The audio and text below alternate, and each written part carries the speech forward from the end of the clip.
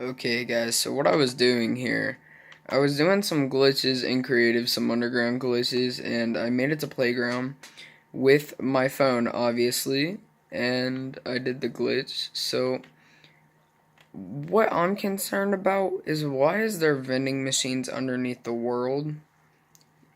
Can you guys ask me, like, why is there vending machines underneath the world?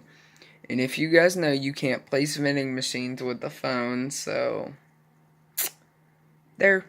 Proof, bud, that I didn't do this.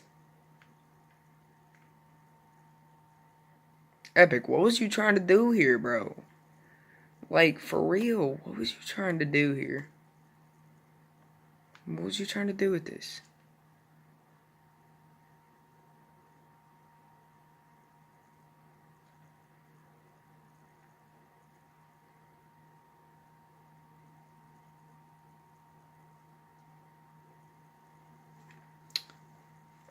I'm gonna record another video and show you, like, me inside the vault, because you could face now. You could face through crap.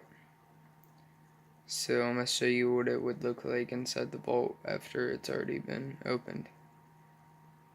Okay, guys, peace. Like and subscribe.